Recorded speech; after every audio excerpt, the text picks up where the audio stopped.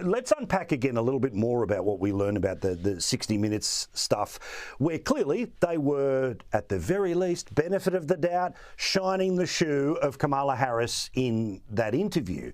Now, the full interview was obviously longer than what they put to air, but that's what they do. They shoot, for an hour to eventually cut down to whatever, 10, 15 minutes. But what's come out after the raw tape has been released is all of the little benefits of the doubt, the little moments that would otherwise have exposed the blithering idiot that America rejected, but they chose not to show those moments because, of course, they were on her side.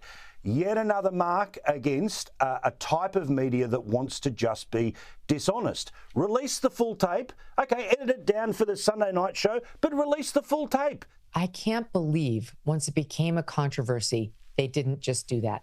They acted like it was a state secret, like, we will never, never. It's like, wait a minute. This isn't a classified document. This wasn't something leaked to you by a source with the understanding that you would only reveal part of it, all of which I could understand. This is an interview with a candidate for president. She's the Democratic nominee for president. Why? You should be doing it anyway. Never mind once a controversy has erupted about whether you've been fair. And I can only conclude having seen the transcript out, because the one inane answer that caused all the trouble for them, it wasn't good. But it wasn't a cardinal sin what they did there. But if you look at the overall transcript, what you glean is that they ran cover for her, that her most vapid, empty-headed, moronic answers all fell out of the interview and were left on the editing room floor. And so when you read it, it does show a pattern of protection. What we found out about that one infamous answer, in response to which Netanyahu does not appear to be listening to you, was they teased one piece of the answer on Sunday, and then they ran a different piece of the answer on Monday, and people wanted to know what else was in the answer. Well, the answer to that is nothing. The whole answer was those two pieces merged together. Now, the one they used in the tease on Sunday made her sound especially dumb and incomprehensible, which is a feat. And somebody decided they would do her solid and run the slightly more comprehensible, but still kind of answer on 60 Minutes, which is what they did. And when you string them together, she sounds even dumber. But it seems that Prime Minister Netanyahu is not listening.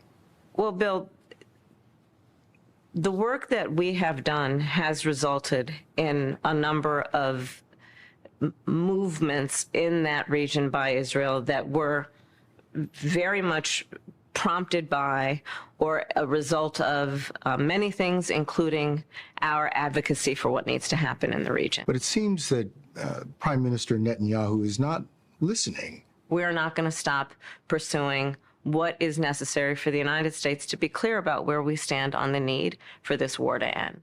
Typical Kamala Harris, it was 300 words to say 10 words. So they did definitely do a solid for her. But then you read the rest of the transcript, and what wound up on the editing room floor? Ambitions, aspirations, hopes, and dreams. And I just really believe, right? And she goes into her little bits that she did everywhere on the campaign trail that were full of nothing, empty calories. So why did they do that? The people at 60 Minutes are not dumb.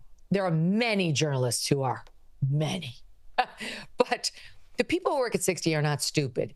They're biased, but they're not dumb. And so they did that.